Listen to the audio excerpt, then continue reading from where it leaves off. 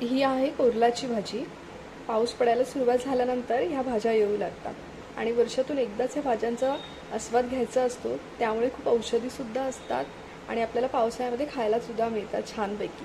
त्यामुळे नक्की करून बघा, खूप छान आणि चविष्ट अशी लागते ही भाजी। कोरला भाजी नाव आहे हिचं, कोरल्याची भाजी असं म्हणतात। कोरल्याची भाजी बनवण्यासाठी लागणारं साहित्य बघूया। इथे मी कोरल्याची भाजी स्वच्छ धुवून बारीक चिरून घेतलेली आहे।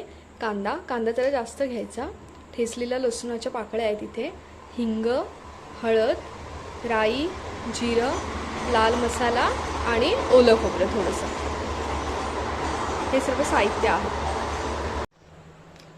आता एका भांड्यामध्ये आपण तेल गरम करून घेऊया। थोडंसं तेल टाकायचं आहे त्याच्यामध्ये। तेल छान गरम होऊ द्यायचे। आता आपण राई टाकूया त्याच्यामध्ये। राई छान तडतडायला लागली की जिरं टाकून घेऊया। आता आपण कापलेला मोठा कांदा टाकून घेऊया। सर्व कांदा टाकून घ्यायचा आहे त्याच्यामध्ये।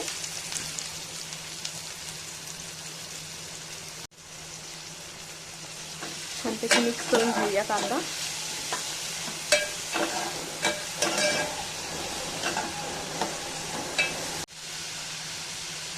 आता आपण त्यामध्ये हा ठेचलेला जो लसूण आहे की नाही तो घालायचा आहे। लसूण घातल्यानंतर पुन्हा एकदा हलवून घेऊया। कोरला म्हणजे ही एक रानभाजी आहे, ही फक्त आपल्याला पावसाळ्यामध्ये खायला मिळते। म्हणजे जेव्हा पाऊस पडतो तेव्हा पावसाळ्याच्या सुरुवातीला ही भाजी येते, बाजारामध्ये ही मिळते।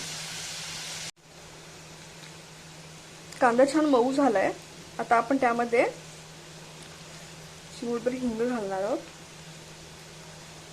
थोडीशी हळद, आणि ही भाजी आपल्याला मिरचीवर नाही तर मसाल्यावर बनवायची, म्हणून आपण जो आपला लाल मसाला आहे, अर्धा चमचा लाल मसाला टाकणार आहोत आणि छान असं हलवून घेऊया। सगळे मसाले आपण परतवून घेणार आहोत त्या कांद्यामध्ये।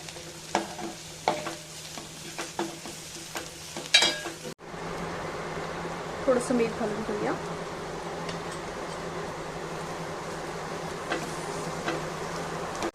आता ह्यामध्ये आपण ही भाजी घालून घेऊया। सर्व भाजी आपल्याला घालून घ्यायची आहे।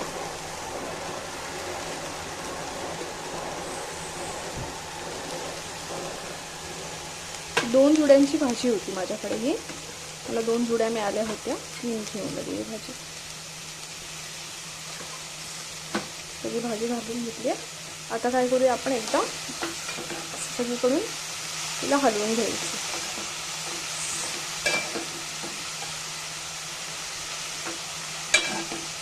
हलवली कांद्यामध्ये चांगली खालीवर करून घेऊया।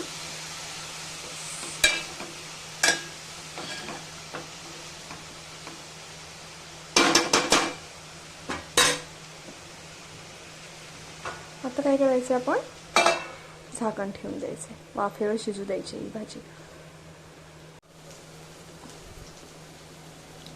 झाकण खोलून बघूया आपण।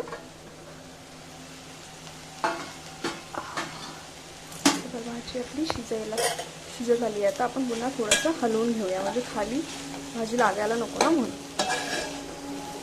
दाखवते भाजी।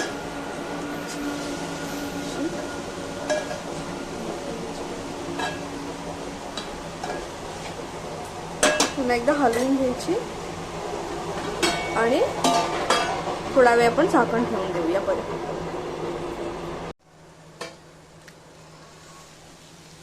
आता आपली भाजी तयार झालेली आहे। आता आपण काय करूया, वरून थोडंसं ओलं खोबरं घालायचं आहे भाजीमध्ये, म्हणजे भाजीला एक वेगळी आणि खूप छान अशी चव येते। थोडंसं हलवून घेऊया। आपली कोरल्याची भाजी रेडी आहे। गरमागरम भाकरीसोबत अतिशय सुंदर लागते।